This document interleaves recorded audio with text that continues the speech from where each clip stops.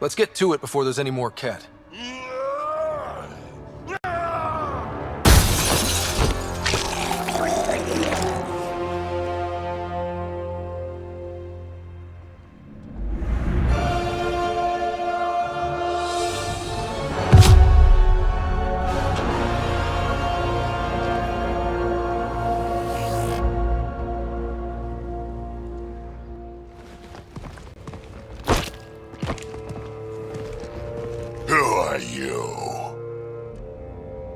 That was pretty cool.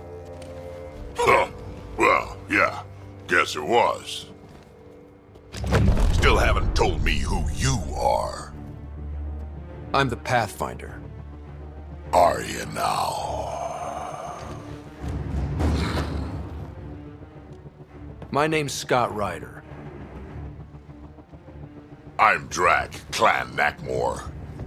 You'll forgive me if I didn't just trust a stranger from the Nexus. They haven't exactly treated us Krogan well. What are you doing out here?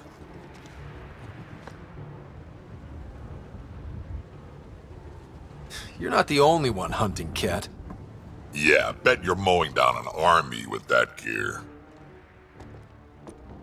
Nexus knows shit about the Ket. They think they're safe. But they're just waiting to die out there in space. I've been quads deep on a couple of planets for a while now, taking out Ket bases, fighting ground troops. Ugh, I know what they can do. It's not pretty.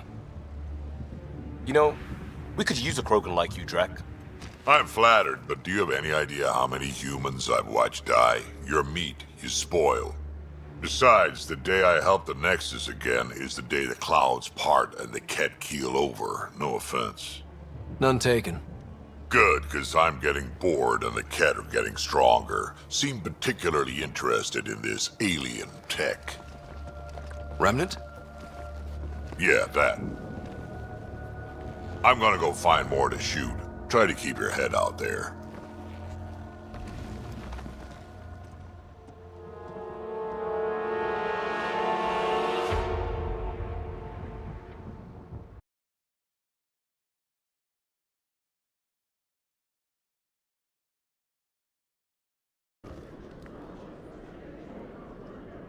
Witnesses saw you making threats in Fist's bar.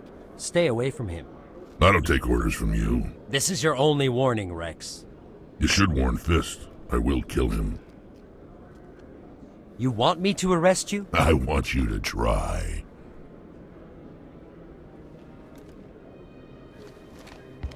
Go on. Get out of here. Yes, human. I'm trying to bring down Saren. Barlavon said to talk to you. Barlavon is a wise man. We may share a common goal, human. Enlighten me. I've been hired to kill the owner of Korra's Den, a man named Fist. He did something very foolish. He betrayed the Shadow Broker. A Quarian showed up here on the Citadel. She was on the run. She wanted to trade information for a safe place to hide, so she went to Fist. He promised to arrange a meeting between her and the Shadow Broker. Instead, he contacted Saren. What does Saren have to do with this? Well, the Quarian has something that connects Saren to the Geth. He paid Fist a small fortune for her. If we get our hands on that evidence, we can prove that Saren's a traitor. And the Council will have to listen to us.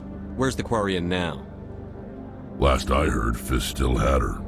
Probably somewhere inside his club. You help me kill Fist, she's all yours. I want to know more about your employer. Can't tell you much. All I got was a coded message with the details of the job. Standard procedure.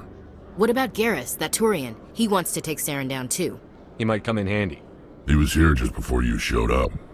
Said he was going to follow up a lead on his investigation.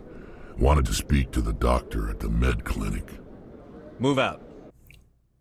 Hello and welcome to the Exalted March. Today I wanted to look at these two scenes and examine the contrast between them as a way of showcasing the tonal difference between Mass Effect Andromeda and the original trilogy, but specifically highlighting just how unique Mass Effect 1's cinematic sensibilities are. First off, let's establish that these scenes are functionally two different types of scene.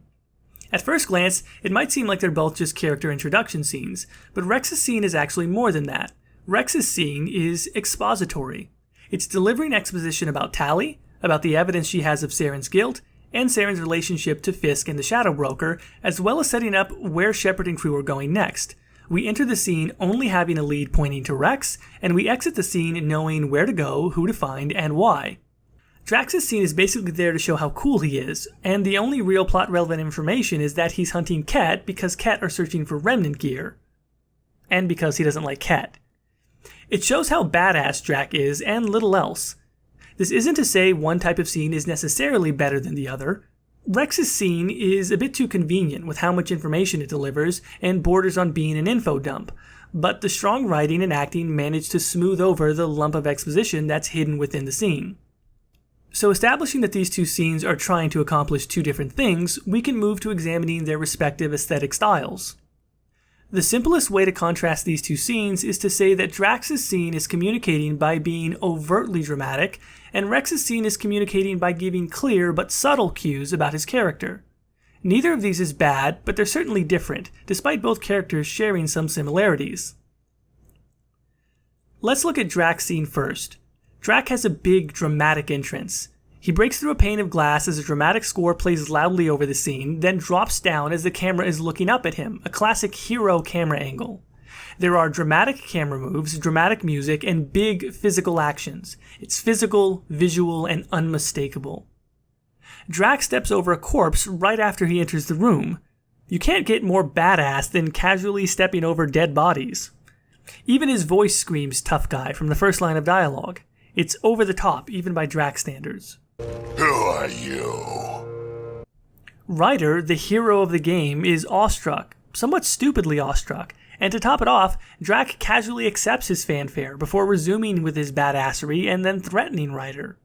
This particular exchange feels a little like shtick, and is one of the moments when Ryder feels unbelievably naive, while the game is somehow trying to carry on like lavish fanfare for characters that are literally just being introduced is normal. That being said, it's not a bad scene as a whole. It's indulgent, but not bad.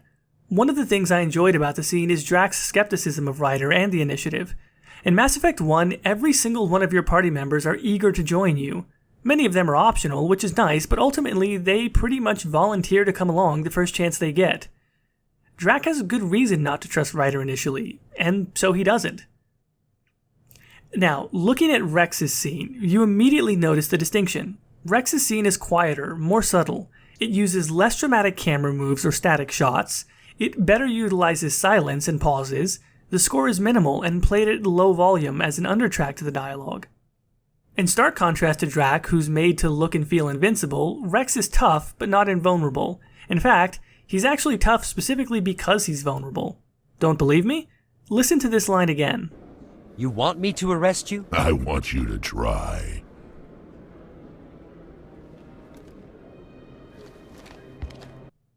The reason why that line is so impressive is not because C-Sec poses no threat to Wrex, but because a headquarters full of trained C-Sec officers does pose a threat, and yet Wrex is A, imposing enough to make his own threat anyway, and B, savvy enough to know the C-Sec officer won't call his bluff. It shows that Wrex is both tough and smart, that he can be brash, but he's not masochistically insane either. Also, in contrast to Drack, who is openly mistrustful of the initiative, and by extension humans, Wrex is detached, if not downright polite when he addresses Shepard.